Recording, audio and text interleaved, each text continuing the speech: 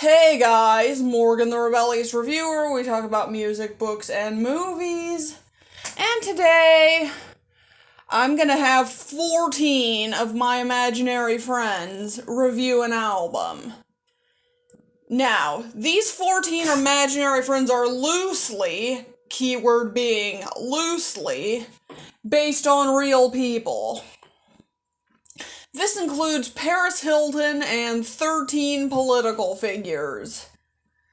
So, how this is gonna work is I'm gonna voice all of them, but I'm gonna have a picture appear above right over my face, so that you know who's talking. Before we get started with the voice acting, though, I'm gonna briefly give my thoughts on on the album they're gonna be reviewing today. Scream Bloody Gore by Death, which is the discography they're going to be talking about for the next 7 videos. Anyway, my thoughts on this first Death album. It's a good album, with Regurgitated Guts being my favorite song because of that guitar riff. That said, it's not one of my favorite Death albums because some of the songs kind of run together, not gonna lie. So, now that we've gotten my thoughts out of the way, let's get started with the voice acting, shall we? Good afternoon, bitches, and welcome to Discography Breakdown with Paris and the Political Figures. I'm Michelle Bachman, and this is Sarah Palin, Laura Ingraham, Ann Coulter, Megyn Kelly, Marjorie Green, Lauren Boebert, Alexandria Ocasio-Cortez, Ayanna Pressley, Rashida Tlaib, Ilhan Omar, Jamal Bowman, Cori Bush, and Paris Hilton. Today we're gonna break down the discography of death metal pioneers, Death. How much did you guys know before this video? I'd already listened to this whole discography, so not a lot of surprises here. I did re-listen to all the albums to make sure my opinions hadn't changed, and I still really enjoy these guys. That said, I'm one of those fans who like their early, pure death metal stuff more than their later progressive-leaning stuff. Wow, interesting. I was almost the exact opposite of that. I'd only heard their pure death metal stuff before doing this video because I usually don't like tech death. After hearing their more tech death leaning stuff, I have to say they did a good job of it. Well played, guys. I, on the other hand, had only heard Symbolic and The Sound of Perseverance. I absolutely love those albums, but I was always afraid to check out their more death metal leaning stuff. And since death metal isn't one of my favorite metal subgenres, however, after listening to their entire discography, I have to say, these guys are a solid death metal band. I know next to nothing about this band before this video, but wow, these motherfuckers won me over. I've never been a big death metal fan, hence why I didn't check them out sooner, but these guys have some incredible albums. I'm pleasantly surprised. Meanwhile, I've been a fan of these guys for years. I'd already heard all of these albums, but like Sarah, I went back and re-listened to all of them to make sure my opinion hadn't changed. It was quite an enjoyable experience, I must say. I only knew a couple songs from Death before doing this video. That was mostly because my only exposure to death metal came from Michelle showing me a handful of songs. I liked what I heard well enough, but after listening to this discography, holy fuck, this band is amazing. I'd heard quite a bit of Death, though not all of it, prior to doing this video. I liked it, but I've always preferred black metal over death metal, meaning I never really returned to it much. After listening to this discography, though, I have to say I enjoyed it. I'm also more of a black metal fan. Because of this, I never really delved into death.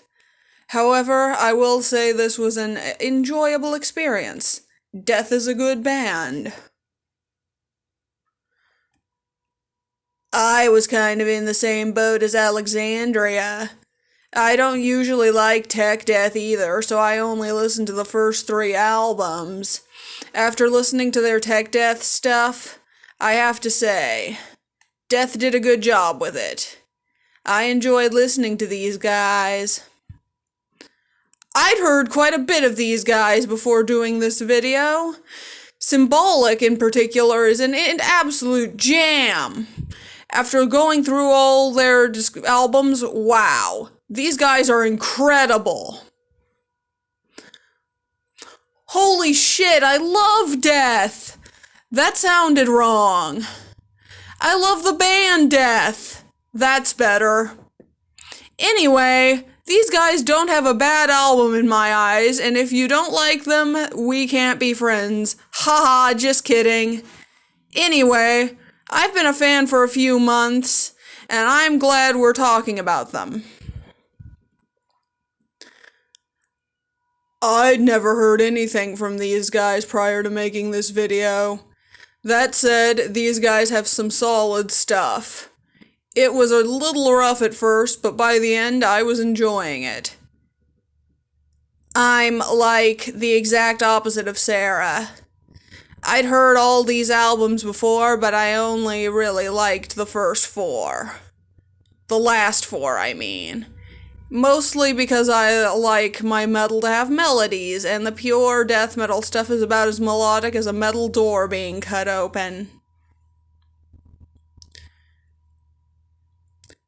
If you think that's bad, you should listen to Harsh Noise or Power Electronics. Some of it actually sounds like a metal door being cut open. Anyway, I'm the one who picked this discography.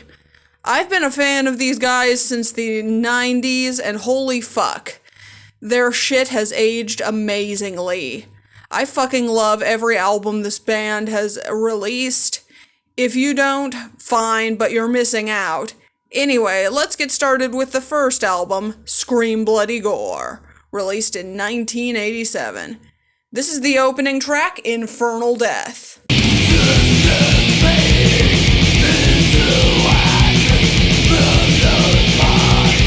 So, who wants to go first? I will! Okay, Lauren. Scream Bloody Gore is pure stupid fun. In pretty much the same way movies like Ichi the Killer or the Gore Girls are. It's not deep, it's not complex, and it's basically just shoving gore in your face, but it's so fun to listen to. Sure, it's talking about typical death metal shit, but it's doing it with great fast-paced guitar playing and drumming behind it. Songs like Denial of Life and Mutilation get me shouting along with their choruses every time, and the riffs on Zombie Ritual and Regurgitated Guts are incredible! Wow, that's high praise. I'll go next. Not a bad album. The guitar playing is particularly good. Not as good as on later releases, but good. The lyrics are typical death metal stuff. Granted, Death invented this version of typical, but still. The production is decent, if a bit raw. Not one of my favorite Death albums, but it's okay. I really did not want to talk about this album, but since I'm here, I guess I have to. Ooh, I'm already intrigued. What an opener! Let me make one thing clear. I don't dislike talking about this album because I don't like it. Sometimes ripping into an album can be cathartic. The problem with ripping into this album is that my reasons for disliking it are extremely subjective. I get that someone who likes intense riffs, dark atmosphere, and brutality more than I do would probably enjoy this.